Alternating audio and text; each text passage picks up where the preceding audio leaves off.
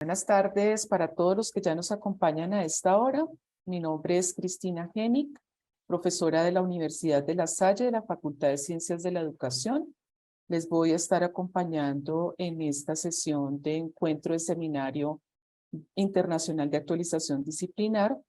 Les damos la bienvenida en nombre de la Maestría en Diseño y Gestión de Escenarios Virtuales de Aprendizaje de la Universidad de La Salle y la Maestría en Gestión de Aprendizaje en Ambientes Virtuales del Sistema de Universidad Virtual de la Universidad de Guadalajara.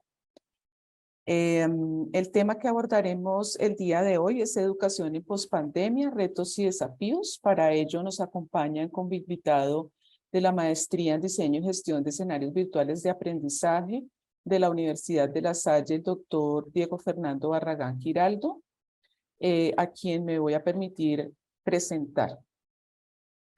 El doctor Giraldo, Barragán Giraldo, es doctor en Educación y Sociedad de la Universidad de Barcelona, España, magíster en Desarrollo Educativo y Social por la Universidad Pedagógica Nacional y el CINDE, especialista en Pedagogía y Docencia Universitaria y licenciado en Filosofía por la Universidad de San Buenaventura. En París, Francia, adelantó estudios de posgrado en Antropología en la Universidad de París, en el Instituto de Altos Estudios sobre América Latina y en el Instituto Católico de París se formó en Lengua y Cultura Francesa. Se ha desempeñado como formador de formadores en el programa Todos Aprender del Ministerio de Educación Nacional de Colombia.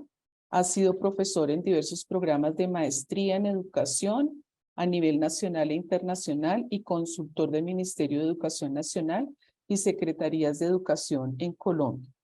En 2004 ganó el premio Compartir al Maestro, pertenece al grupo Intersubjetividad en Educación Superior y es miembro activo de la Asociación Latinoamericana de Filosofía de la Educación. Bienvenido, doctor Barragán. Muchas gracias, un saludo a todas y a todas las personas que nos acompañan. Gracias por acompañarnos. Como invitado de la Maestría en Gestión del Aprendizaje en Ambientes Virtuales, nos acompaña el doctor Manuel Moreno Castañeda, de quien retomaré alguna semblanza. El doctor ha participado en diversas organizaciones como el Consorcio Real de Educación a Distancia, del que fue vicepresidente por México, en el Comité Científico Internacional. Fungió como primer director ejecutivo del Espacio Común de Educación Superior en México entre los años 2007 y 2008, presidente de la Asociación Universitaria Latinoamericana en los años 2010 a 2012 y coordinador ejecutivo del Espacio Común de Educación Superior en línea de la Unión de Universidades de América Latina del 2016 al 2018.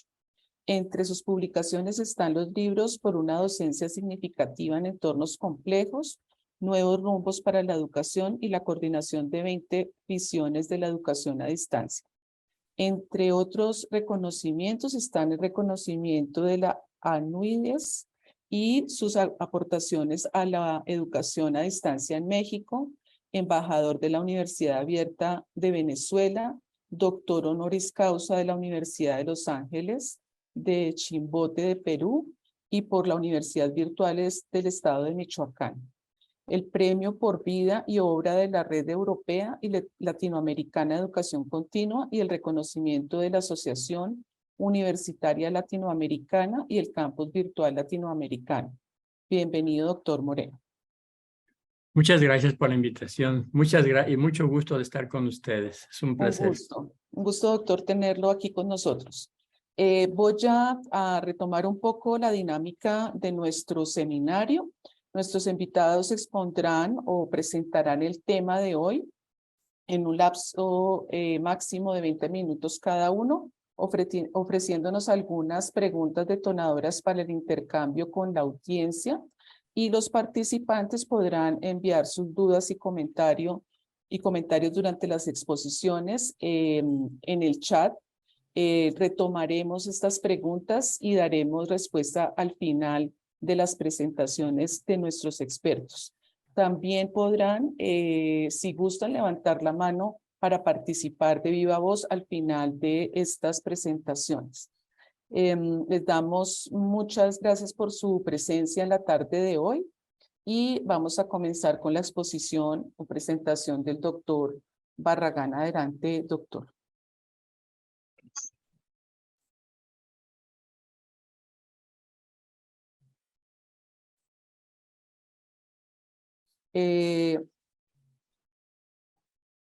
Ya estamos viendo la presentación.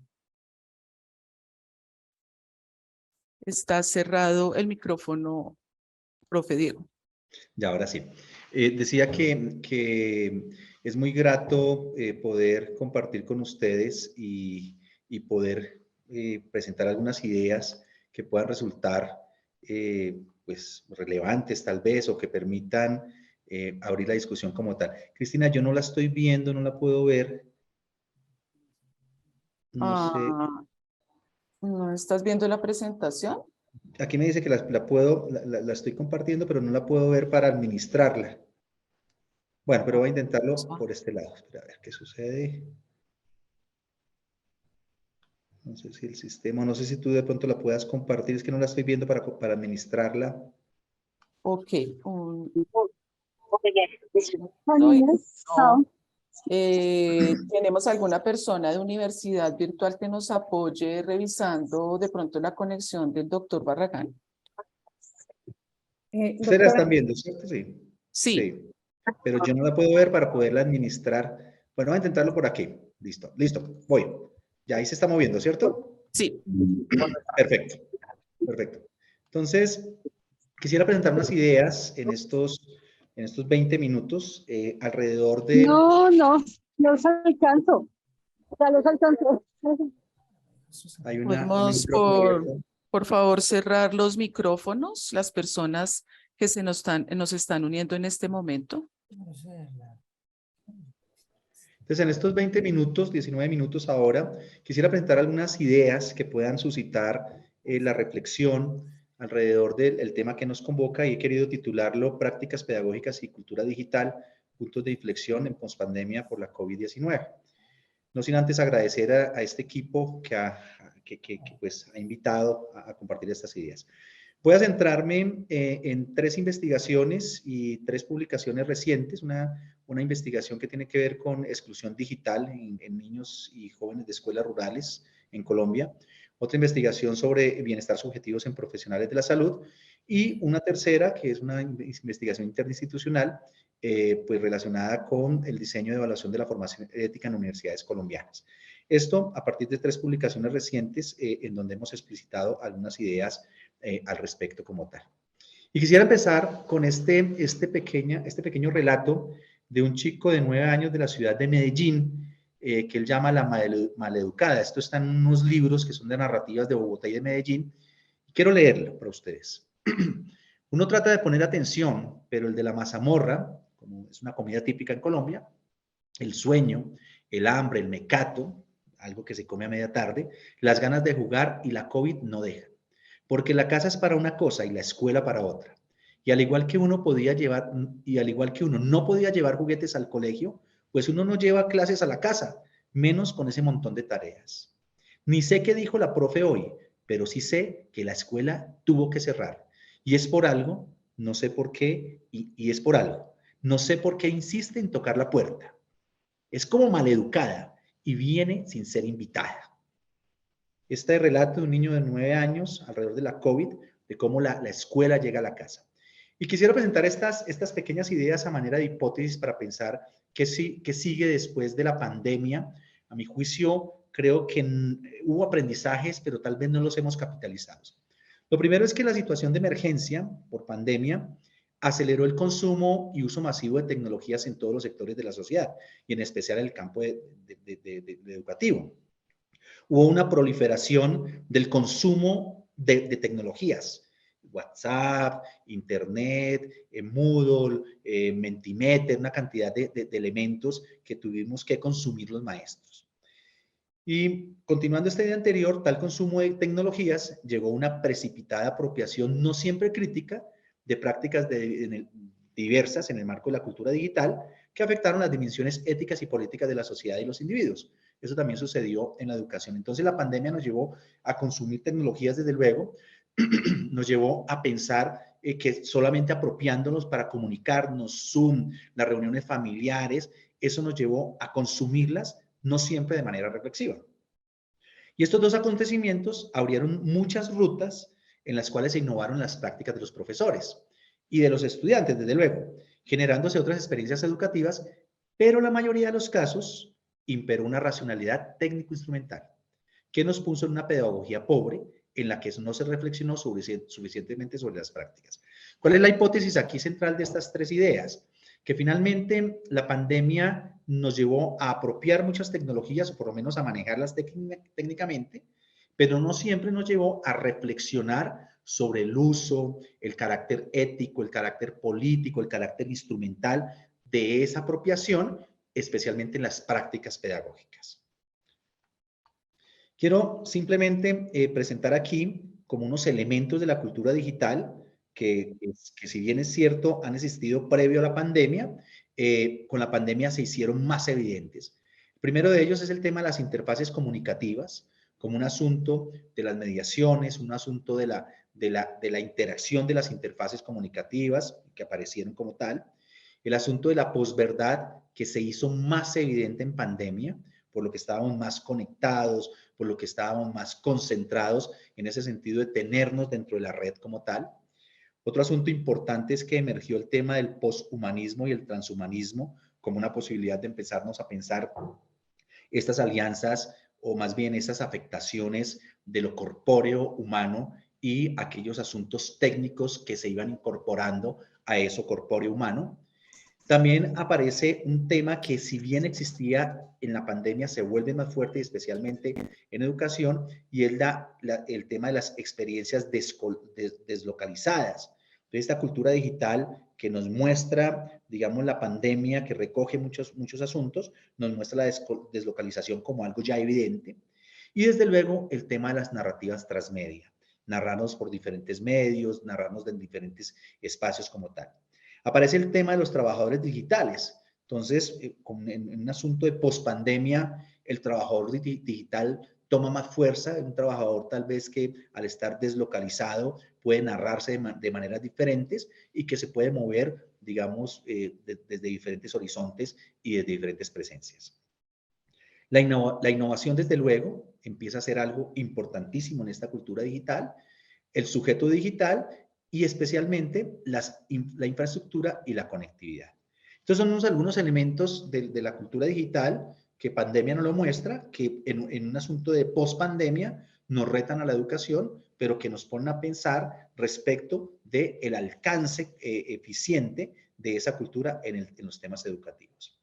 Bien, por otro lado, aparecen unos elementos tecnológicos de ese ecosistema tecnológico que se favorecieron durante la pandemia, pero que ahora empezamos a recoger y debemos evaluar si han sido realmente efectivos para un asunto de configuración de la cultura digital.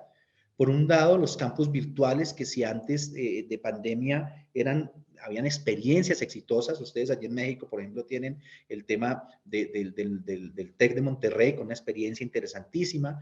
Tenemos muchos campus que venían funcionando y en pandemia se vuelve fuerte el tema de los campus virtuales y en época post-pandemia, pues aparece con mayor fuerza. Un ejemplo de esto es este trabajo que estamos haciendo aquí.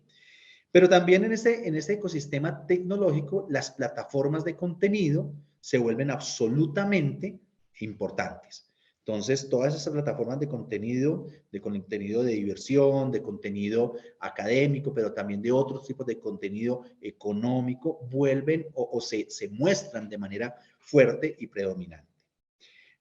Por otra parte, las plataformas de colaboración y comunicación.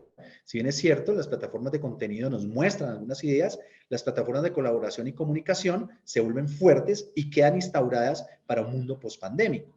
Un ejemplo es la utilización del Zoom, ¿sí? Zoom como herramienta que implica colaboración, por ejemplo, que implica comunicación, o el Teams, o las otras plataformas que, si bien es cierto, no están pensadas en términos educativos, permitieron alguna colaboración y comunicación. Y qué decir, por ejemplo, de Moodle o las otras plataformas ya que son pagas como tal.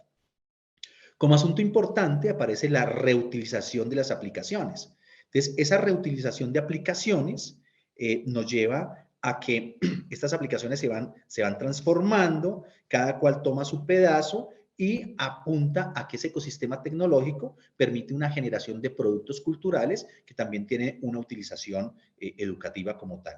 Y esto es maravilloso porque la reutilización es un principio de la formación, desde luego, de la academia, pero también un asunto que en el ecosistema tecnológico cobra fuerza.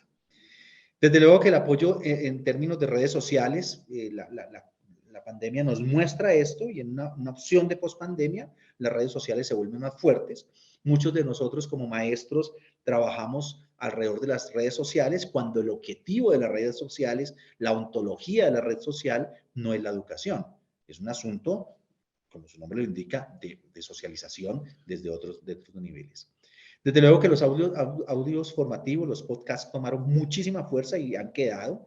No hay mucha diferencia de estos audios, y espero me entiendan, con lo que sucedía con la radio, ¿sí? En el fondo funcionan más o menos similar, pero con la presencia y con la pluralidad de poder estar en muchos lugares al tiempo. Y desde luego las iniciativas gubernamentales para intentar zanjar las brechas educativas de los países a través de esos ecosistemas tecnológicos como tal. ¿Qué develó la pandemia? Por un lado, y está explicitado en este artículo que mostrábamos al inicio de las resistencias y a la precariedad tecnológica, reveló, a mi juicio, la conectividad y las competencias digitales de maestros y estudiantes, de las personas común y corriente.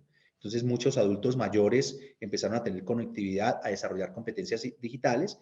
Y en el caso de la educación, pues empezamos nosotros a confrontarnos como maestros, como profesores, sobre la competencia digital nuestra y de nuestros estudiantes, desde luego.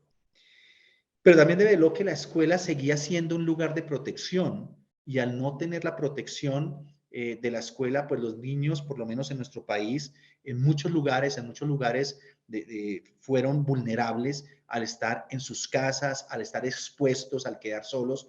Muchos de estos niños quedaban solos en sus casas cuando sus papás se tenían que ir a trabajar, tal vez los más pobres, y había una vulnerabilidad y aumentaron mucho las cifras de los niños con agresiones sexuales, niños también con agresiones físicas, bueno, todo lo que podemos ver en nuestros países. También develó la inversión en la infraestructura en las escuelas oficiales y privadas. ¿Qué sucedía en la escuela privada y en la escuela pública, en la escuela oficial, en la inversión para poder suplir lo que sucedía en pandemia? Y nos mostró lo que ya sabíamos, la gran distancia entre lo privado y lo público, también con unos asuntos importantes sobre el control, sobre el ejercicio real de la formación en uno u otro lugar. Que mostró también, por otra parte, las capacidades didácticas de los profesores. Me gustaría llamarlos profesores y maestros heroicos, maestros que entregaron sus recursos, no estoy diciendo que esté bien, ponían los datos, su celular, su red, su conexión al servicio de estos niños. Pero también mostró adaptabilidad y creatividad de profesores, de las tecnologías, una adaptabilidad y creatividad alrededor de tecnologías digitales y tecnologías análogas, pero también unas limitaciones en la innovación didáctica. Y esto quiero que le pongamos el ojo, que ahora al final, cuando pensemos en esto de lo que nos reta a lo pospandémico, a mi juicio sí hay una gran limitación en la innovación didáctica. Ahorita intentaré probar esta idea, que son más que ideas, provocaciones. Pero también las prácticas de control del sistema educativo, el aula como espacio de control, nos lo mostró la pandemia. Prenda la cámara, está durmiendo, el estudiante tramposo, ahora hablar un poco de ello, que develaba lo que sucedía en el aula. Y entonces aquí el profesor, al perder el control y al tener el estudiante al otro lado y además sin poder exigir que prendiera la cámara, pues el aula empieza a desdibujarse. ¿Y qué sucedió con aquello? Desde luego que apareció la presencia de los padres de familia en el aula y el aula en los hogares. Y como lo decía el relato de este chico de Medellín, la escuela es como maleducada, porque así como no le dejan llevar a uno juguetes al colegio, no tiene por qué llegar la escuela a la casa a interrumpir lo que hay que hacer en la casa. Recuerden que era un relato de ficción de este chico de 9 años. Pero también el trabajo remoto controlado. ¿Qué hacer con el trabajo remoto? Mucho de esto en el mundo postpandémico, si es que podemos hablar de eso en este momento, pues va a ser retomado y simplemente parece que aquellas prácticas que no funcionaron tan bien en estos temas de la conectividad, del control, fueron trasladadas nuevamente a los espacios físicos. ¿Qué más develó? Una ineficacia de la evaluación. Una evaluación más para el control. Claro, esto atado a que pues los maestros se enfrentaban a herramientas de evaluación no diseñadas para lo que estaba sucediendo en pandemia. Casi todas con software libre, tal vez de lo más avanzado pues sería lo de Moodle, otros lugares con unos diseños precarios, pero terminaban siendo un asunto de control, la evaluación como control. Respóndame esto, respóndame aquello, mantengámoslo conectado, no me apague la cámara, y aparecieron muchos software para detectar aquellos estudiantes tramposos, aquellos estudiantes que no hacían bien su evaluación. Y un terror al fraude. ¿Y qué más? ¿Qué decir ahora cuando aparece la inteligencia artificial, todos estos chats? Es un terror al fraude. El estudiante es un tramposo que me hace fraude y entonces hay que controlarlo. Pero también una preocupación por los resultados, que es una preocupación que no es nueva, pero también la pandemia nos mostró, bueno, ¿y cuáles son esos resultados? Ahora lo diré más adelante, nuevamente lo retomaré. Y un estudiante sospechoso, es sospechoso de no tener buenos resultados, es sospechoso de no estudiar lo suficiente, es sospechoso de hacer muchas cosas. Desde luego que reveló la instrumentalización de las prácticas. En un contexto de emergencia nos tocó a los maestros hacer muchas prácticas para poder resolver lo que teníamos por el camino, y una tecnología educativa instrumental. Este asunto del diseño instrumental de lo virtual, que resulta importante, pero también resulta peligroso porque no hay una reflexión pedagógica como tal. La calidad en la educación. Bueno, la nueva normalidad y el abandono escolar. Muchos chicos abandonaron y al regresar otra vez a la presencialidad hubo abandono escolar, como ha sucedido en la pandemia. Y la pandemia sí develó una educación de menor calidad. Yo me pregunto, ¿una educación de menor calidad frente a qué? ¿Frente a los resultados? Puede ser, pero estos chicos y estos jóvenes no asumieron una mirada del mundo también que los vinculó con un sentido de la vida, con 2 años en que no desarrollaron habilidades sociales, por ejemplo. Bueno, desde luego que la vulnerabilidad de los actores educativos, estados de salud mental de profesores, de estudiantes, jornadas laborales y extralaborales extensas, responsabilidades de los cuidadores y el profesor también como un sospechoso de no hacer su trabajo, bueno, muchas cosas. Les recuerdo que mucho de eso está en los artículos, pero también son ideas provocadoras. Y aquí voy terminando en estos 4 minutos con esta pregunta, ¿no? ¿Se están reinventando las prácticas de enseñanza y aprendizaje en el contexto de una pandemia y en este momento de una pospandemia? Y quisiera ir simplemente a esto, un texto, una cita de Carmen Garrido en un evento que estuvo hace unos días en La Salle, bueno, hace unos meses, y habla de esto, de la pandemia. De algún modo funcionó este periodo pandémico como una pedagogía pobre, esa pedagogía que nos invita, que nos vuelve atentos y nos invita a caminar en el tiempo y en el espacio y en experiencia esa de ir más allá de donde se está. Finalmente, después de todo, se trata de hacer pedagogía que tenga sentido, no importa dónde ni cómo. Y este es un llamado a pensar la pedagogía en la pospandemia. ¿Qué aprendimos de la pandemia? Hay unas limitaciones, hay unas miradas, hubo cosas muy buenas, pero ¿será que hicimos reflexión sobre lo pedagógico y lo que está sucediendo actualmente y esos retos? Y entonces uno podría hablar como de lo siguiente, por lo menos alrededor de las prácticas, voy a adelantarme un poquitico, más bien por estos 2 minutos, y es que al aumentar la sospecha, todo esto que ya hemos dicho, la concepción sobre la práctica instrumental, invitaría en lo pospandémico investigar la práctica, pensar las prácticas reflexivas y sobre todo pensarse en estos hitos. Lo primero, el uso de las tecnologías analógicas y digitales en una recombinación y reutilización. ¿Qué sucede ahora cuando se supone que ya se está terminando la pandemia, se ha terminado de alguna manera?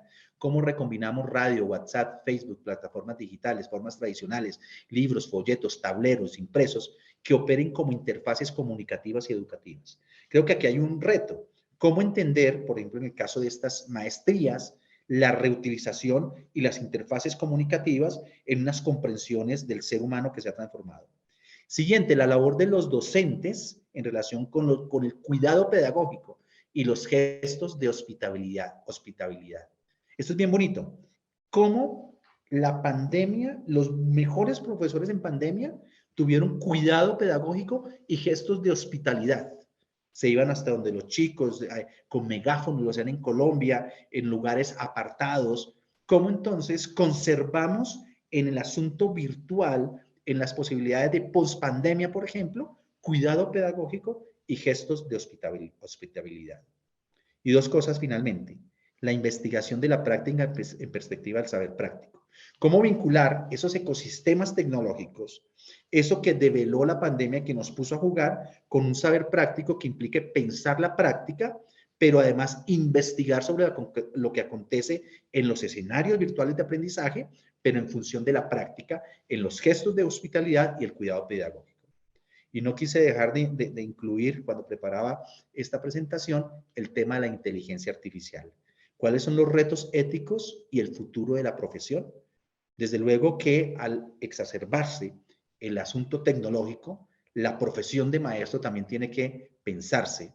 Al exacerbarse los temas tecnológicos, también debemos pensarnos qué significa ser hoy maestro, maestra, profesor, resignificando la práctica pedagógica, pero sobre todo los alcances éticos, políticos y sociales de lo que acontece en un mundo pospandémico.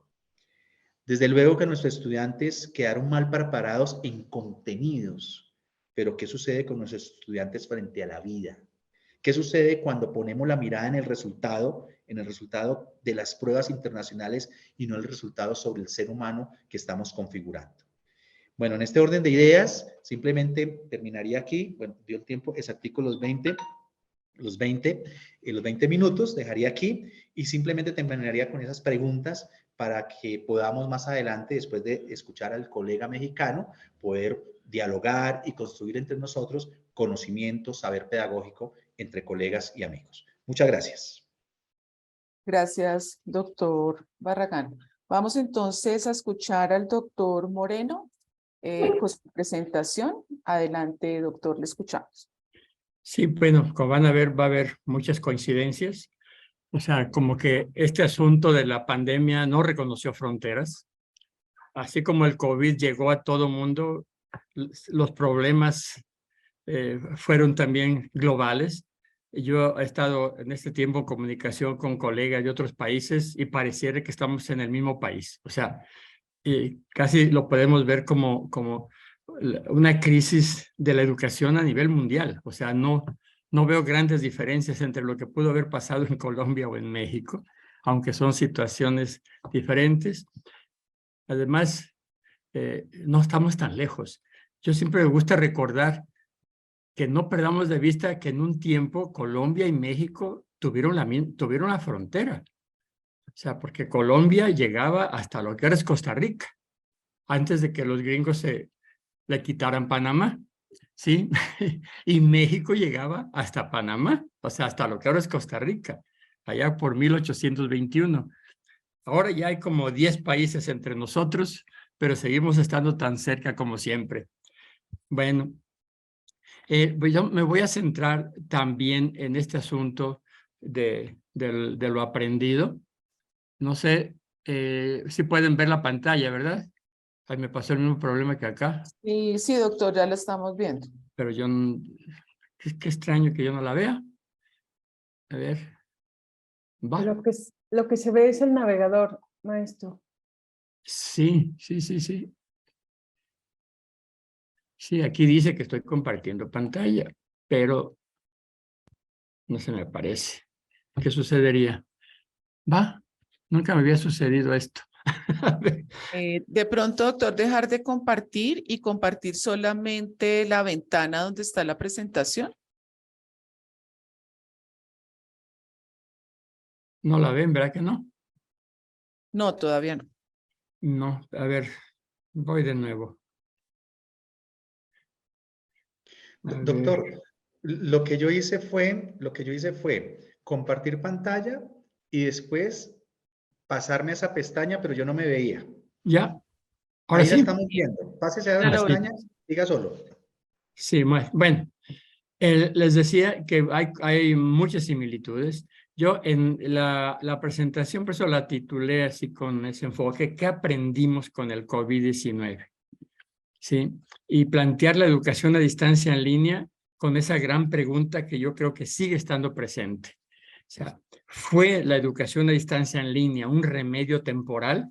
Nosotros vemos, si vemos históricamente, siempre la educación a distancia, ahora en línea, antes por correspondencia, en un tiempo por radio, por televisión, por los diferentes medios, generalmente se ha usado como un remedio para las personas mayores de edad, los que viven lejos, los que trabajan, bueno, para quienes necesitan una segunda oportunidad, pero siempre se vio así, como un remedio para ciertas situaciones críticas. Y ahora esa situación crítica se extendió. De repente con el COVID, todas las instituciones educativas acudieron a la educación a distancia con diferentes modalidades, no en línea, sino también se usó la radio, la televisión, hasta la correspondencia, los paquetes por correo tradicionales. O sea, se echó mano de todas las tecnologías históricas de la educación a distancia. Pero ahora, que en esto que algunos ya queremos llamar pospandemia, nos preguntamos eso, ¿fue solamente un remedio temporal? ¿O es una oportunidad de transformación educativa? Yo esa pregunta la tendría como telón de fondo del diálogo, ¿sí? Porque se está viendo en muchos casos que las personas, sobre todo los funcionarios, los directivos, tienen así como el afán de regresar a la situación prepandémica, como que si eso hubiera sido lo ideal. Ahora, generalmente se habla mucho, y esto tiene que ver algo de lo que dijo ahorita el doctor Diego, se habla mucho de los aprendizajes programáticos perdidos durante la pandemia. O sea, lo que se perdió fue eso, los contenidos curriculares que los sistemas educativos tenían programados para cada grado.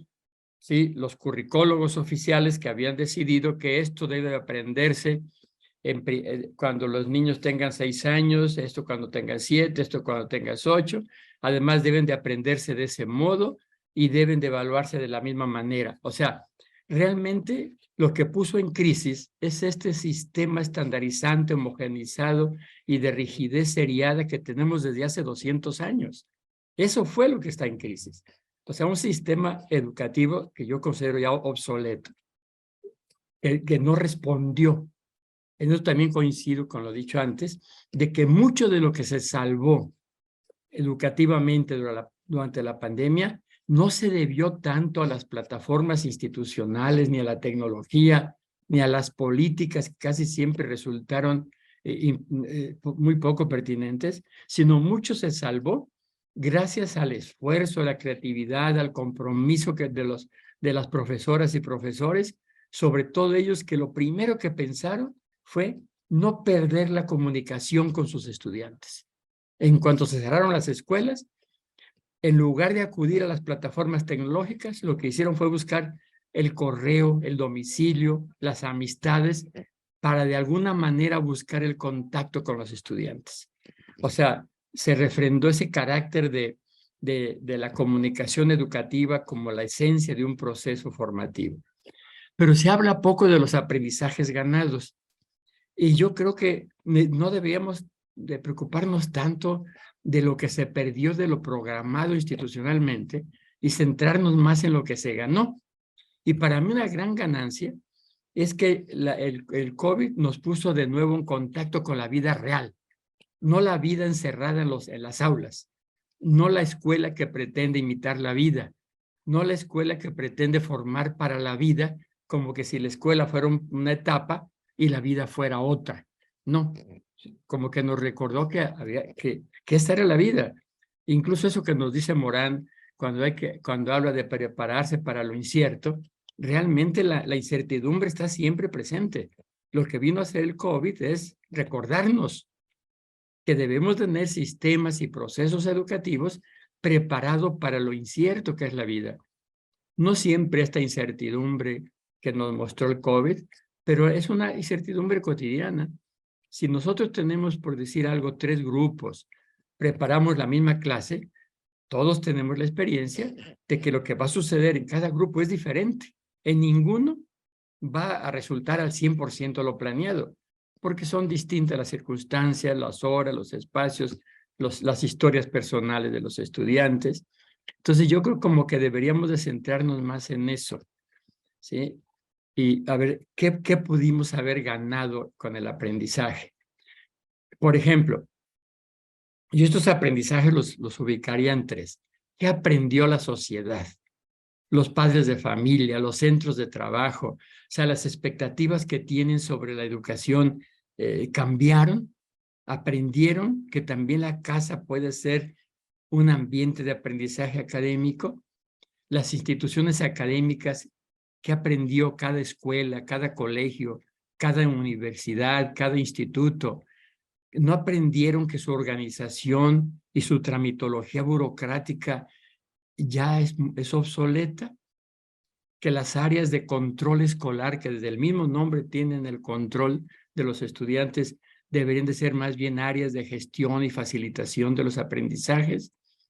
¿Y qué aprendimos nosotros como personas, como estudiantes, como docentes, como directivos, los familiares? O sea, yo creo que como que ayudaría reflexionar en esto, en cada una de estas dimensiones, y nosotros mismos como personas de esta sociedad, de estas instituciones académicas, como personas que estudian, que enseñan, que dirigen, la misma familia, ¿qué aprendimos? Y sobre todo, ¿qué aprendimos que nos ayude a mejorar el sistema educativo? Aunque yo a veces pienso si vale la pena pensar en mejorar. O sea, si todavía tiene remedio el sistema educativo, o ya habría que pensar en otro. O sea, si nosotros hacemos un análisis de cómo funcionan los sistemas educativos, y sobre todo en sus políticas, en su estructura organizacional y sus procedimientos de gestión cotidiana, han cambiado muy poco en los últimos 200 años. ¿Sí? Y como que también la pandemia nos situó, nos recordó que los problemas y las soluciones rebasan lo meramente pedagógico y tecnológico. Y muchas veces lo que impactó los procesos y lo que necesita de cambio son situaciones económicas, políticas, nuevas visiones filosóficas. Ahora, desde este punto de vista, entonces nos preguntaríamos, ¿por qué la urgencia de regresar a las aulas escolares? Por lo menos yo acá en México, y esto se los platico con las experiencias que tuve durante estos años, porque me correspondió seguir atendiendo estudiantes, pero también me tocó trabajar al menos como unos 150 profesores de las universidades, de escuelas normales y educación básica, que nos comentaban mucho sus experiencias. Y yo en los que vi más temor en lo del COVID era sobre todo en funcionarios y en políticos, que ahora dicen que lo mejor es regresar a las aulas, como que si las aulas en esa situación prepandémica hubiera sido el ideal educativo, como que si ese fuera el paraíso perdido, ¿no? El paraíso áulico perdido. Ahora, cuando ve uno y analiza cada uno de los factores, realmente lo que perdieron quienes deciden y dirigen las instituciones educativas fue el control de tiempos y espacios. Si nosotros vemos ese triángulo didáctico tradicional que se manejaba desde que yo estudiaba para profe hace como medio siglo, el triángulo didáctico de profesores, estudiantes y contenidos curriculares, ¿sí? Ese no se movió. Lo que se movió fueron las circunstancias, los tiempos y los espacios. Y esto fue lo que puso en problemas a quienes dirigen las instituciones educativas, porque de repente lo que ellos controlan, o sea, que la gente llegue a tiempo, que los profesores, los estudiantes lleguen a tiempo a ese mismo lugar, a estudiar lo mismo, que todos aprendiendo de la misma forma y siendo evaluados con los mismos instrumentos para también sacar así como resultados estandarizados. Eso es lo que descontrola a muchas personas, porque con el COVID ya eran distintos los espacios, eran los tiempos se les movían y de repente se regresa a lo que sí pueden controlar, o sea, los tiempos y los espacios. Pero se pierden de vista los procesos educativos esenciales. Realmente las modalidades académicas que se instrumentaron y las que se están pensando, lo único que mueven son las circunstancias. O sea, a veces le llamamos educación a distancia cuando se mueven los espacios, o también hablamos de educación abierta cuando se flexibilizan los procedimientos, ¿sí? Se flexibilizan los tiempos, pero los procesos educativos esenciales, que es la relación con el conocimiento, la relación entre las personas que aprenden y enseñan, las maneras de expresar lo aprendido, la manera que es valorado lo aprendido, como que no se centran ahí. Yo recuerdo cuando iniciábamos lo de educación a distancia en la Universidad de Guadalajara, quienes controlaban la cuestión de las finanzas, el control del personal, me preguntaban, oye, Manuel, ¿y por qué les pagas a esos profesores si no sabes dónde están ni a qué horas están? Le digo, ¿y no te parece que tú les estás pagando nada más porque están metidos en ese salón a esa hora? ¿Y qué sabes de lo que sucede dentro del aula? Y les mostramos que en educación en línea éramos más cuidadosos de los procesos educativos esenciales porque no nos preocupaban los tiempos ni los espacios. Bueno, yo creo esto hace muy importante insistir. Ahora, ¿qué falencias se mostraron? Algunas ya las mostró ahorita el doctor Barragán. Una, o sea, como las grandes fallas que demostró el sistema. Una, la rigidez institucional para responder con oportunidad, apertura, flexibilidad y eficiencia ante situaciones inesperadas. O sea, se tienen protocolos para los terremotos, para las tempestades, para las inundaciones, pero no había un protocolo para enfrentar una crisis pandémica. Otra falla fue las estrategias limitadas centradas más en la modalidad de las tecnologías que en los procesos educativos esenciales, lo que les decía hace un momento. Y que también lo mencionó el doctor Barragán, por eso le decía que algunas cosas lo vamos a repetir, los costos transferidos a docentes y familiares en espacios y muebles del hogar, energía eléctrica, equipamiento y conectividad. O sea, todos esos gastos que se hacían en la escuela, lo tuvieron que hacer los padres de familia, ¿sí? Más teléfonos, porque a veces eran 3, 4 niños y un solo celular, no, tuvieron que comprar más instrumentos, pagar más datos, más megas de conectividad, además usar su energía eléctrica, sus muebles. O sea, ahí como que las instituciones deben de haberle pagado a las casas, a los hogares por usarlas como aulas, ¿no? Pero estas son las que destaco, pero hay muchas más.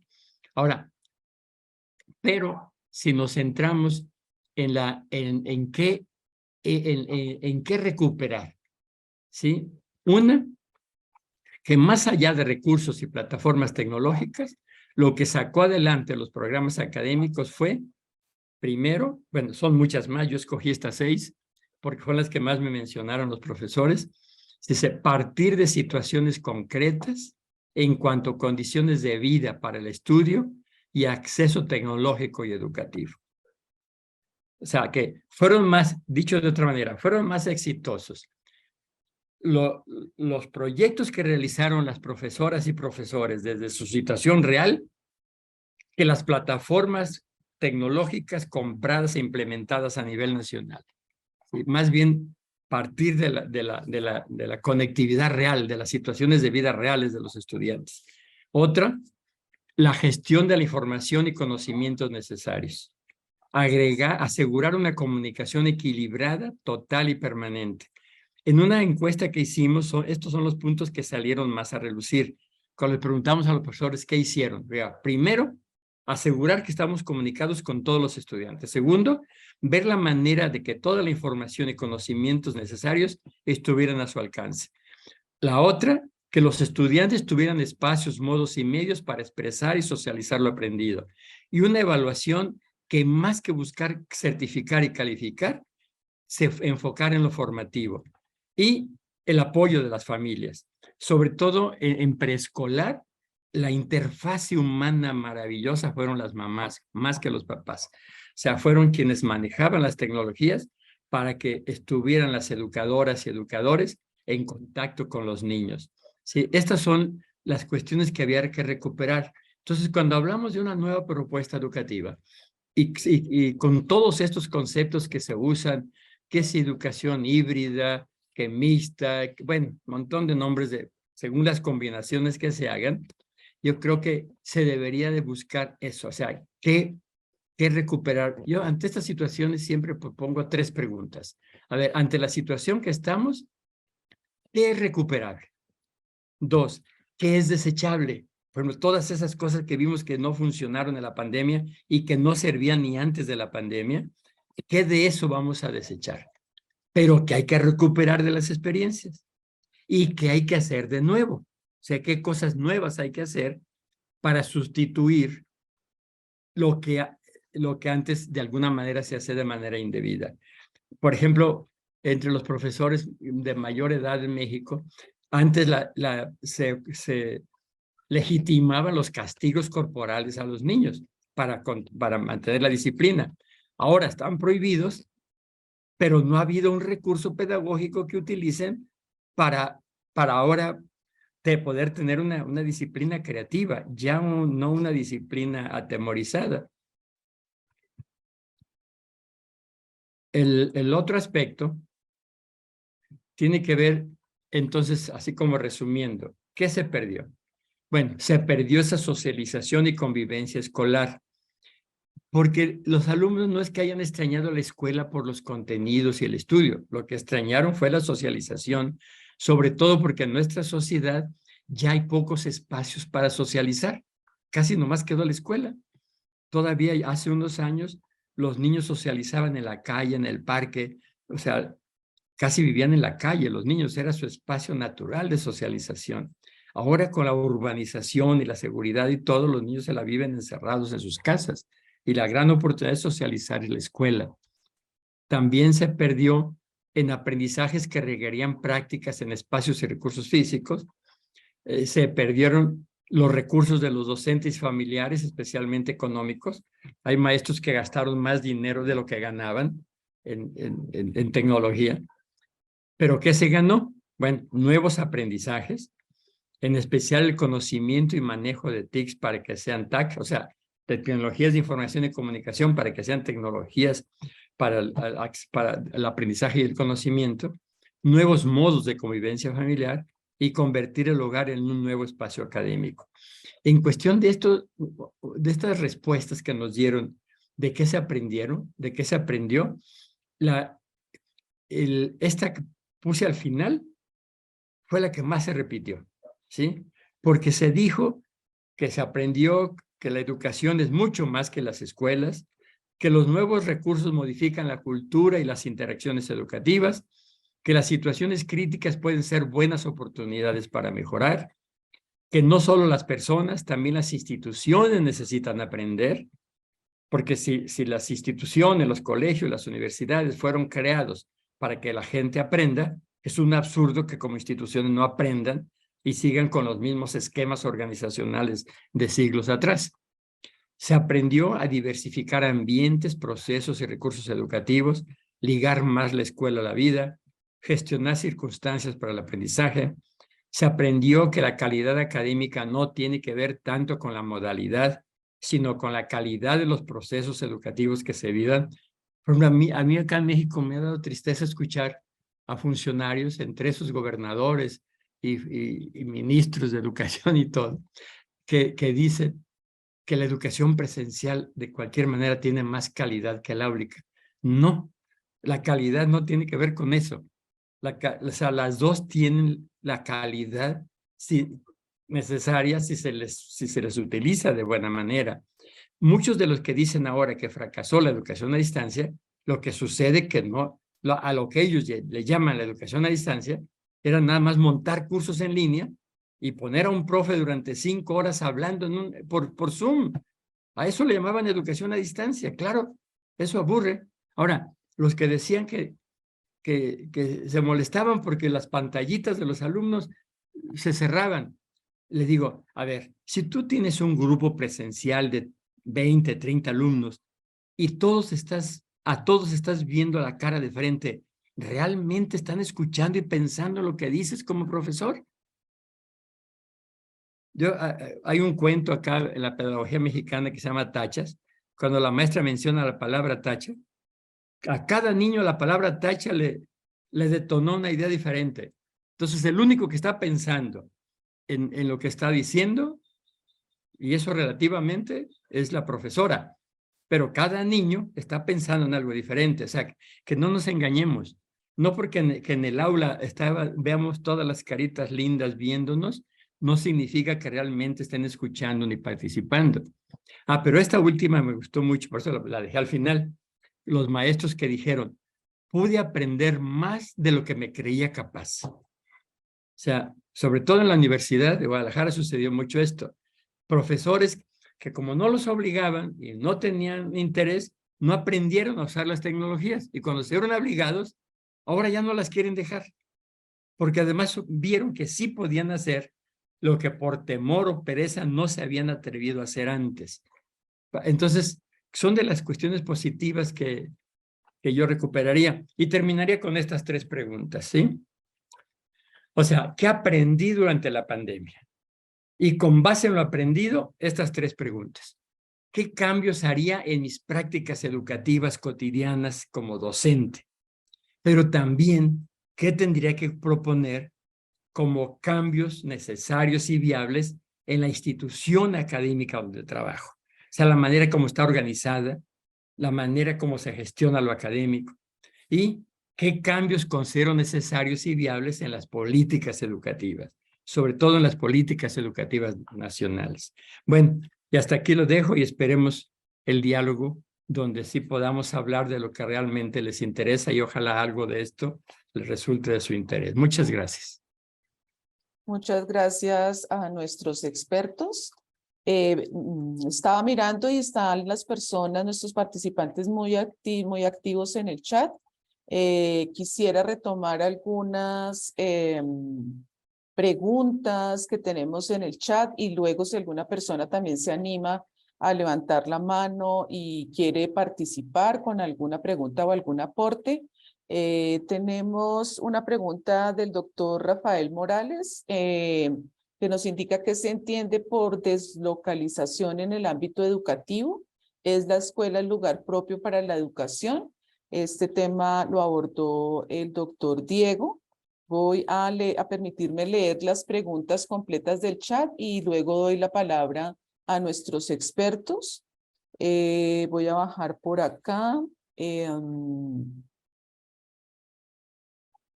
Hay una participación nuevamente del doctor Morales que dice: desde mi experiencia de escuchar y conversar con docentes de educación básica y preparatoria, me parece que algo que nos ha dejado claro la pandemia es que los estudiantes tienen muy poca motivación por aprender los contenidos escolares y carecen de autogestión para conducir su aprendizaje en ausencia del control del docente. La maestra Paola dice, sumado al comentario del doctor Morales, veo también una crisis en el desarrollo y habilidades ejecutivas, jerarquización de actividades, tareas, organización de tiempos.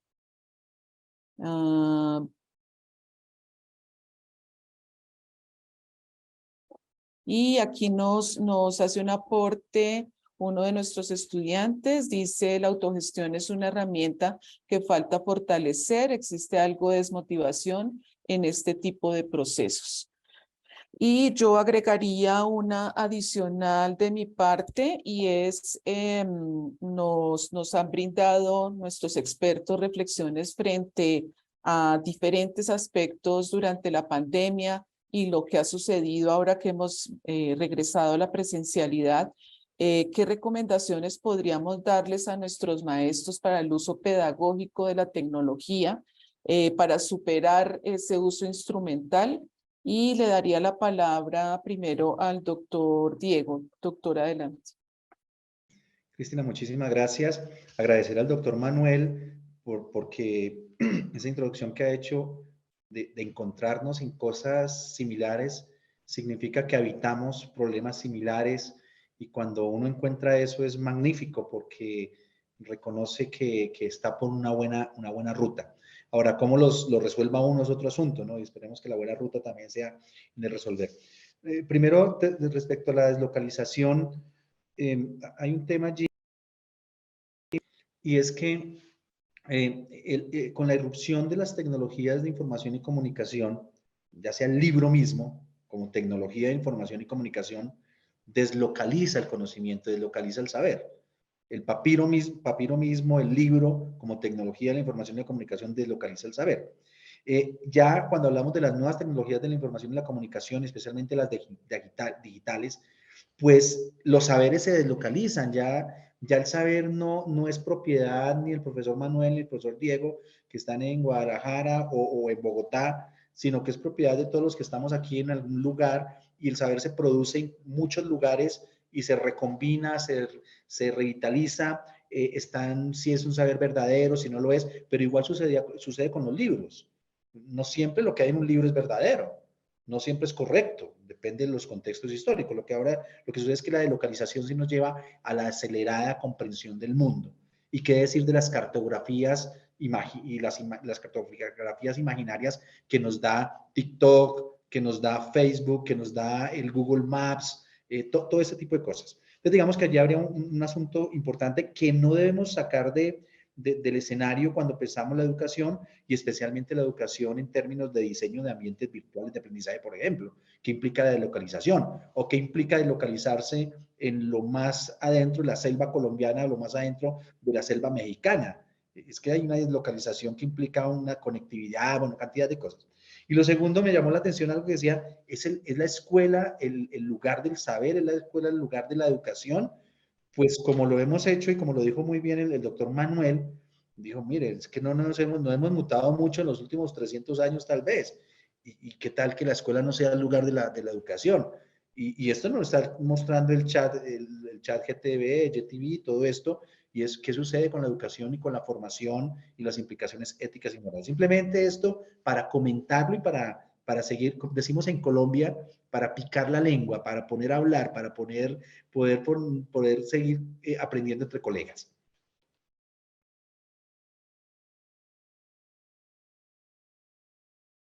Gracias, doctor Diego. Le damos la palabra al doctor Manuel. Adelante, doctor. Hay tanto que decir, o sea, hay tanto, ya no sé ni por dónde empezar. Miren, así de manera rápida, el problema de la autonomía es un problema histórico. Lo que pasa es que cuando un estudiante llega a la universidad, que no sé, llegan de 18 años, ya pasó por lo menos 12 años de sistemas autoritarios que le formaron para la dependencia.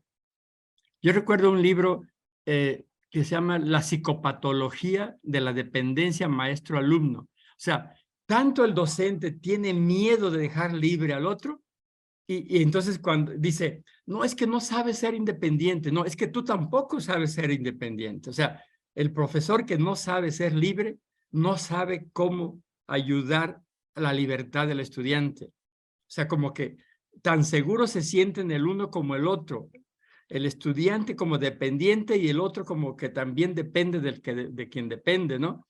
Es un vínculo en los dos sentidos. Y yo creo que hay que atreverse a trabajar en la libertad. Yo creo que hay que leer mucho a Freire. A propósito de pedagogía, o sea, hay educadores que no pasan de moda.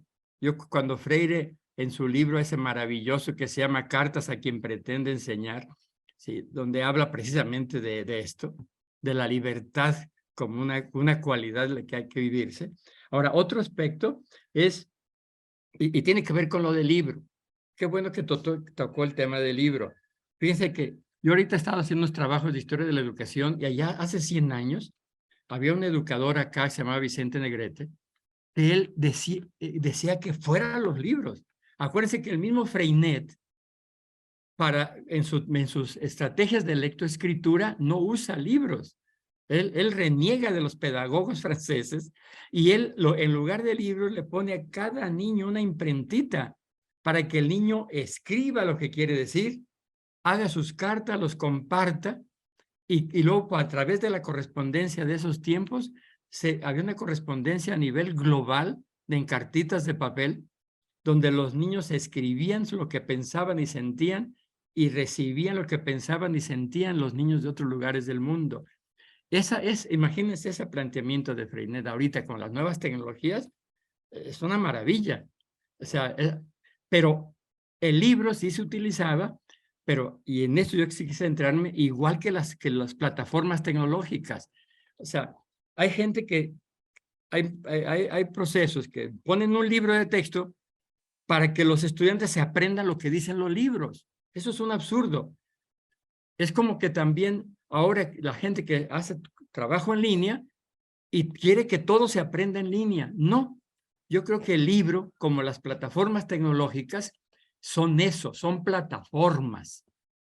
Imagínense a alguien que se va a lanzar un clavado desde una plataforma y en lugar de lanzarse se queda sentado en la plataforma. En eso estamos convirtiendo el libro. Y en eso estamos convirtiendo los LMS, las plataformas para la gestión del aprendizaje. Yo creo que eso no hay que perderlo de vista.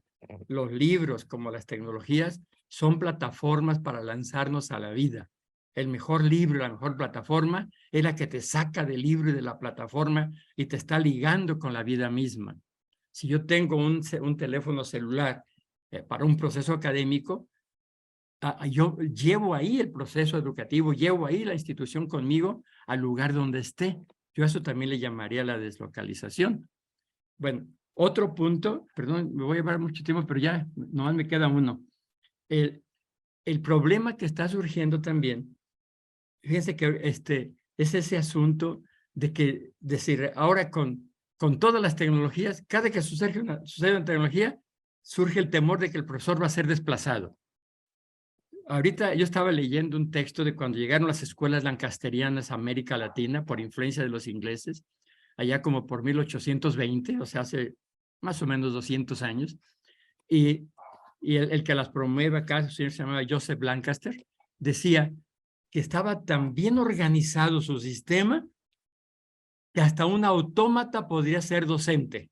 O sea, hace 200 años, este señor estaba pensando ya en robots que podrían hacer lo mismo porque estaba tan homogenizado este sistema seriado de las escuelas lancasterianas que podrían poner a alguien que repitiera. Y lo triste es que eso sigue sucediendo. O sea, un profesor que solo repite información, pues sí, puede ser sustituido por una máquina o por cualquier libro de papel. Entonces, los que se quejan de que los alumnos copian y pegan lo que está en Internet es porque solamente se centran en la enseñanza en repetir información o en repetir conocimientos. Pero por eso, ante cada avance tecnológico, el que ejerce la docencia debe de subir su nivel de profesionalidad. ¿Sí? Debe subir sus niveles hacia niveles superiores de pensamiento. O sea, siempre debe estar el docente por encima de las máquinas, si no, no tendría razón de ser. Yo creo que ese es uno de los grandes retos, por ejemplo, ahora con esta tecnología que ya hasta hace tesis, ensayos, no sé qué tanto, que hasta el Consejo Nacional de Ciencia y Tecnología podría ser engañado, si los evaluadores son muy malos, pues sí, entonces ya cualquier máquina puede hacer una tesis. Pero si el proceso académico va más allá de los meros datos, de la mera información, de los meros conocimientos, y lleva a un nivel de sabiduría donde está ligado lo que se aprende a mejores modos de vivir, eso no lo va a poder hacer una máquina que no sienta y piense como sienten los humanos. Pero creo que me pasé de tiempo, pero es un tema que me apasiona mucho. Gracias, doctor Manuel. Tenemos algunas preguntas adicionales en el chat. Nos preguntan por el futuro cercano y si migraremos a educación en modalidad virtual.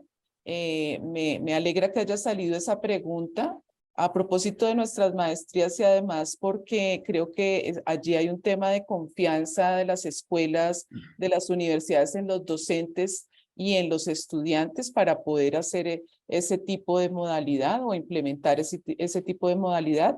Y tenemos también un aporte de Francisco Muñoz que hace referencia a la pasividad de nuestros estudiantes y que cómo podríamos movilizar a los estudiantes para que investiguen y desarrollen sus capacidades. El doctor Manuel tocó algo de estos aspectos. No sé, doctor Diego, si quieras complementar un poco.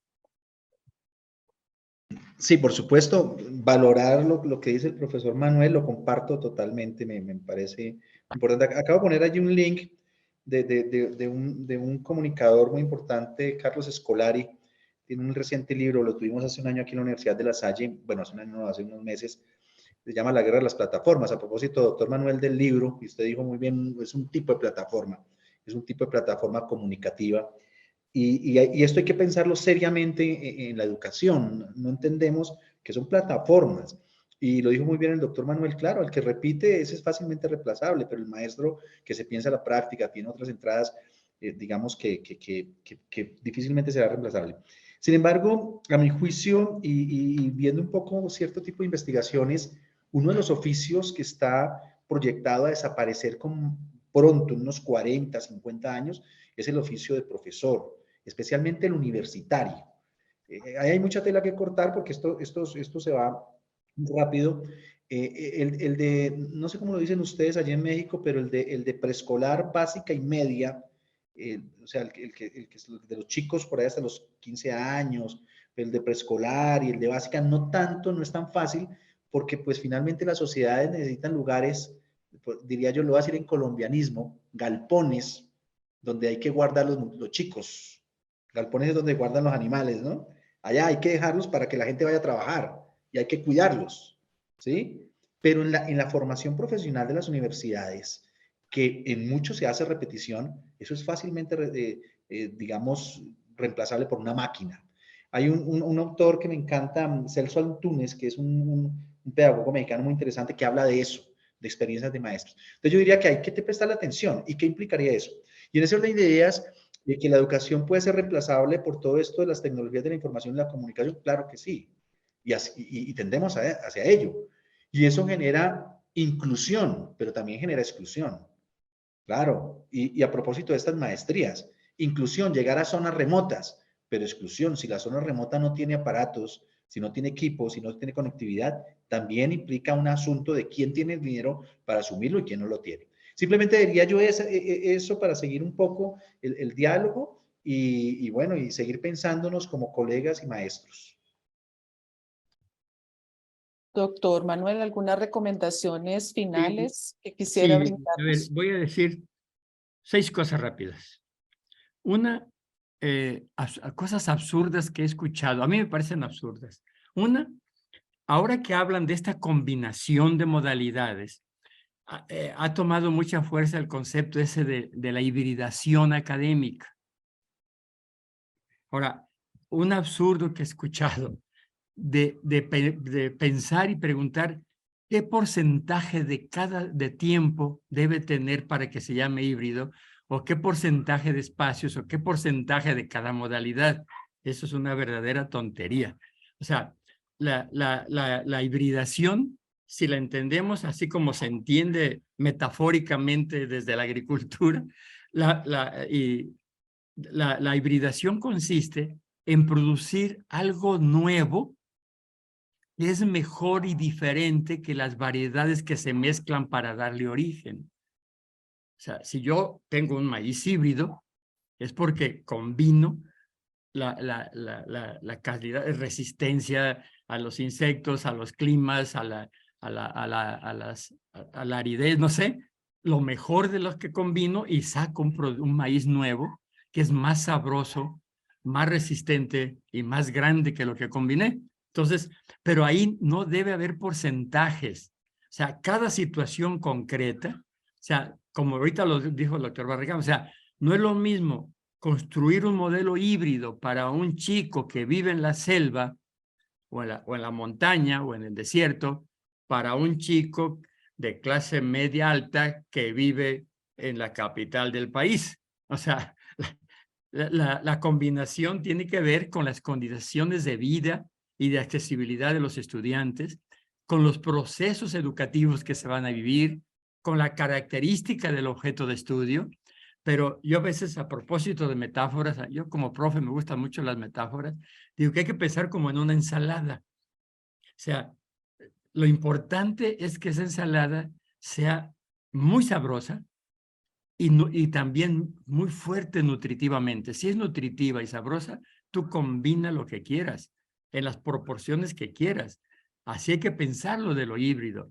Otra cosa que absurda que se ha escuchado en estos días es que cuando se piensa en la educación a distancia, dice sí, pero solamente para personas de esta edad, para personas de este lugar. No, a la educación en línea no hay que ponerle límites ni de tiempos, ni de edades, ni de espacio. O sea, tiene un potencial para toda la gente de todas las edades, de todas las profesiones. No hay que ponerle límites. O sea, la educación a distancia no tiene los límites propios de su modalidad, pero luego nos gusta ponerle límites que no tiene caso. Ahora, un aspecto que sigue siendo clave, cuando hablan de la pasividad, y aquí ya hablaría así ya de cosas positivas, es que si no hay motivación, otro de los pedagogos que yo admiro mucho dice que, muy metafórico también, que dice que cuando un caballo no tiene sed, no lo vas a obligar a que tome agua, ¿no? O sea, si no hay interés, los alumnos van a estar pasivos, si no les interesa. Y a propósito, yo recuerdo cuando se quiso aquí en México una vez implantar la metodología el pensamiento de Freire, que se basa en recuperar la palabra de la gente y con esa palabra generar palabras nuevas. Los alfabetizadores ya llegaban con una mochila, con una alforja llena de palabras. O sea, ya la Secretaría de Educación ya les llevaba las palabras con las que tenían que trabajar, que de eso también abusan muchos libros, de llevar ya las palabras. No, la idea es aquí que sea a partir de las palabras mismas. Por eso a veces tenemos como una buena teoría pedagógica y a veces buenas técnicas, pero el método que eslabona lo teórico con lo práctico se pierde. Y ahí es donde hemos fracasado mucho. Ahora, yo de las cosas positivas que escuché ahora con la pandemia tiene que ver con los contenidos. O sea, si yo voy a trabajar con un método de proyectos, no les debo de poner el tema del proyecto. Que los mismos estudiantes, de acuerdo a sus mismos intereses y necesidades, que ellos decidan qué proyecto van a trabajar. No llevar una lista así como para que escoja de lo que ya institucionalmente digo. Por ejemplo, en un centro universitario de aquí de la Universidad de Guadalajara, que es el que se dedica a cuestiones administrativas, me recuerdo una experiencia de un profesor que me gustó mucho. Cuando les preguntamos de los contenidos, dice, yo lo que hice es un profesor de políticas sobre políticas nacionales. Dice, yo lo que hice, no le hice caso al programa y nos pusimos a observar cuáles eran las políticas públicas que se estaban aplicando en materia de salud en México. Y eso les interesó mucho. Se pusieron a analizar el problema del momento y aprendieron mucho más analizando las políticas sanitarias del gobierno mexicano que todos los rollos teóricos que venían en los libros. O sea, yo creo que eso no hay que perderlo de vista, el interés, que esté la motivación. Y además, la motivación es recíproca. Un profesor aburrido, que no le interesa el tema, no va a lograr.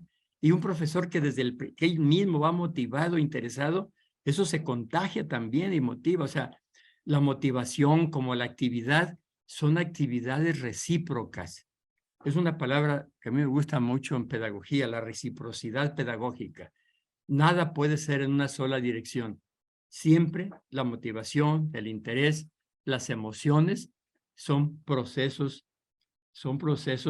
recíprocos. Y pues no perder de vista algo muy sabido que ya Pestalozzi lo dijo hace 200 años. No olvidemos que la educación no es tanto para la vida, sino la educación es la vida misma. Es la vida misma la que nos educa y la escuela es un tiempo y un espacio nada más de nuestras vidas y que tendrá trascendencia en la medida que esa escuela esté ligada a esa vida. Y muchas gracias por escuchar. Gracias, doctor Manuel. Tenemos una pregunta de Francisco Muñoz. Adelante, Francisco. Más que una pregunta, bueno, antes que nada, maestro Moreno, la verdad, cada que lo escucho, pues no sé cómo calificarlo, pero bueno, es bastante su conocimiento, es muy vasto su experiencia. Bueno, aquí mi punto, más que nada quisiera mencionar que muchas de las veces nosotros como docentes, y ahora con los temas que tocaron de la pandemia, pospandemia, pues tenemos muchas herramientas. Y lo puse por ahí en la pregunta en la cual en un intercambio tuve alumnos que fueron de intercambio de aquí para allá, o sea, de aquí a Europa, a Alemania concretamente, en la cual mencionaban que nosotros como docentes les estamos dando. Y algo que mencionaba el doctor Moreno es de que definitivamente nosotros les decimos y mira, como el niño de primaria, ¿verdad? Vamos a ver el abecedario y llevándoles la manita y todo eso. Y si el alumno no percibe que nosotros le estamos llevando la manita, pues es que el profe no me enseñó. En la universidad virtual aparece el concepto asincrónico en el cual no necesariamente tenemos que estar frente a la cámara para poderlos ver y lo que mencionaba el doctor Barragán, de que muchas de las veces renegábamos porque no prendían la cámara y muchas de esas cosas.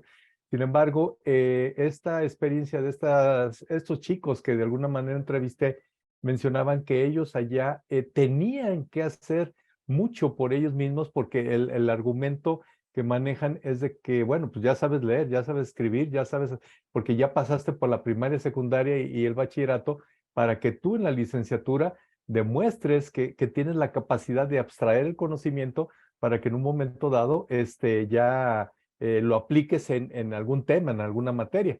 Entonces, aquí mi punto y como parte del comentario es de que nosotros creo que hemos hecho que el alumno se vuelva más pasivo en el sentido de que tiene que recibir todo en la educación tradicional, que lo mencionaba el doctor Barragán, que muchas de las veces perdimos el aula y ahora regresamos al aula y nos costó trabajo salir y ahora también nos está costando trabajo regresar porque se vieron muchas cosas en las cuales se facilitaba el hecho de no trasladarme y tardar 2 horas para llegar al centro universitario y ahora me quedo en mi casa y pues ya resolví la situación.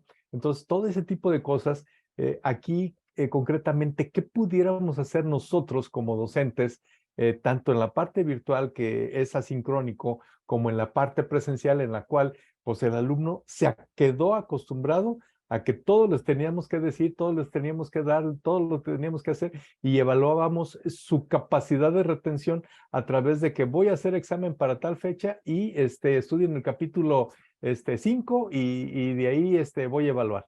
Entonces, ¿cuál sería, doctor Barragán, doctor Moreno, cuál sería su consejo para ahora esta situación post-pandemia, tanto en la parte de virtualidad como en la parte de presencialidad? Gracias por el comentario y la pregunta. No Pues, sé a ver, quién de los dos quiera iniciar para Maestro hacer Manuel, estos. adelante. Maestro bueno, Manuel. sí, Adelante. sí me gustaría referirme a este asunto de la, ¿cómo le llamaría? De lo esencial del proceso educativo, que en este caso sería como la empatía. O sea, y también en esta situación empática, no perder de vista cuál es la función del docente. Miren, si nos vamos a las teorías pedagógicas, claro, hay infinidad. Yo mencionaría como dos. Unas que, como recomiendan los conductistas, ir de lo fácil a lo fácil. Incluso se usaba el concepto de dosificar la enseñanza, hacerla pedacitos para que te la tragues sin pildoritas. Y es en lo que se basan básicamente los videojuegos, ¿no? En siempre, dicen que los videojuegos son muy motivantes. O sea, te atrapan y no te sales, porque lo que están haciendo de acuerdo a este enfoque conductista, es estar reforzando y premiando con más vidas o ir avanzando en la medida que aciertas. Ese es un sistema, podríamos decir, como muy aplicable, pero no te prepara para la vida real. O sea, la vida real no está hecha con pildoritas que te lleven de lo facilito a lo facilito. Yo lo que planteo, y bueno, Paola sabe esto, por lo menos los últimos 30 años hemos trabajado más bien basados en proyectos. Y si tú te basas en las ideas de Piaget, en estos procesos de desacomodo y reestructuración de tus procesos cognitivos, llegas a una situación de confusión y desequilibrio cognitivo. Y es después de ese desequilibrio cognitivo, de esa especie como de crisis cognitiva, que accedes a aprendizajes realmente significativos. Entonces, yo creo que los estudiantes deben de pasar por estas situaciones traumáticas. No lo tomen lo traumático en sentido así como muy doloroso, pero sí como estas situaciones problematizadoras. Y los estudiantes de repente se confunden, parecen como que no entienden, pero es este proceso de confusión el que te está llevando a procesos realmente significativos de la vida. Yo por eso soy mucho más partidario de un aprendizaje basado en problemas, en proyectos, aunque vengan esas situaciones de confusión, porque son esas situaciones desequilibrantes las que te van a reestructurar tus modos de conocer, tus modos de aprender. Si no rompes con esos esquemas, con esas formas esquemáticas y rígidas que tienes en los modos de aprender tradicionales, no estás dando lugar a la creatividad. Por ejemplo, los exámenes estandarizados, estos inhiben la creatividad y la imaginación de los estudiantes. Estas instituciones que aplican exámenes donde quieren que todos contesten lo mismo, ¿sí? Eso es lo malo de exámenes como los de PISA y todos esos, que a alguien se le ocurrió que todo mundo debía saber lo que ellos creen que debe ser sabido, y como con el mismo rasero, miden a todos los estudiantes. Yo creo que otra de esas palabras mágicas de la pedagogía, yo creo que es también la diversidad. El respeto, el goce y el intercambio de lo diverso es lo que te va a llevar a una educación realmente creativa. Y en relación con eso de la motivación y del interés y de la pasividad, yo creo que hay que llevar a procesos de conocimiento realmente activo, pero deben de partir del interés y las necesidades reales, no las que vienen en los libros o las que se les aseguran al profesor. Es un proceso más difícil, pero es como volver a andar un camino nuevo, porque el camino que seguíamos no era el adecuado. Y de esto, pues, hay muchas teorías pedagógicas, muchos educadores a este respecto. Por ejemplo, han leído, no sé si han leído este libro de Wassenberg, donde habla del goce de la intelectualidad, del goce de la inteligencia, que ayuda mucho a pensar, o lo que han escrito mucho sobre el sentipensar pedagógico. O sea, no es que se sienta de un modo y se piensa, no, cómo hay esa conjunción de lo que sentimos y pensamos, y no se puede pensar sin sentir ni pensar.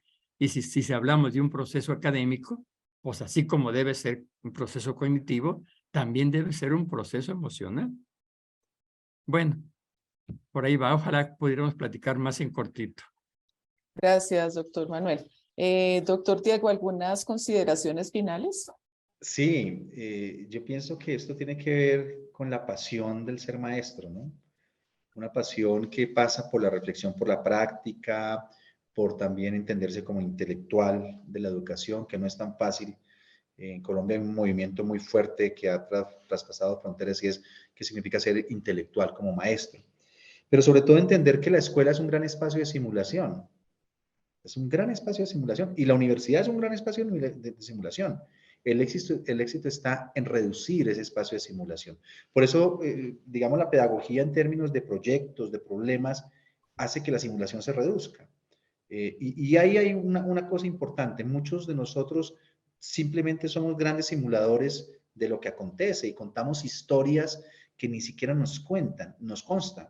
La historia de la ciencia, con unos hallazgos de la ciencia, que hay mucho de creencia en la ciencia también. A mí por lo menos no me consta lo del COVID, yo no lo he visto en un microscopio, yo he visto los efectos y me han contado de unos científicos que eso existe y cómo opera. Allí hay un asunto de sistema de creencias. ¿Es falso o no es falso? Lo veo allí, pero eso es un asunto de creencias. Y hay un asunto de creencias pedagógicas muy fuerte que los sistemas legitiman. Entonces, ¿cómo reducir la simulación? Lo primero. Lo segundo, esa simulación en función del mundo real y un tipo de niños, niñas y jovencitos con unas condiciones muy diferentes a las nuestras. Por aquí les decimos jocosamente los cristalitos, que ya no pueden con un problema porque se terminan con unas crisis afectivas, cosa que está bien también. Tal vez nosotros no fuimos tan cristalitos y abusaron psicológicamente de nosotros, pero ¿qué implica eso? Mazapán, lo dicen aquí, pero son ellos y no por eso son malos. Pero cómo ayudarles también a enfrentar ese mundo real, como lo decía el doctor Manuel, y que podamos enfrentar ese mundo como tal. Y terminaré simplemente con este tema.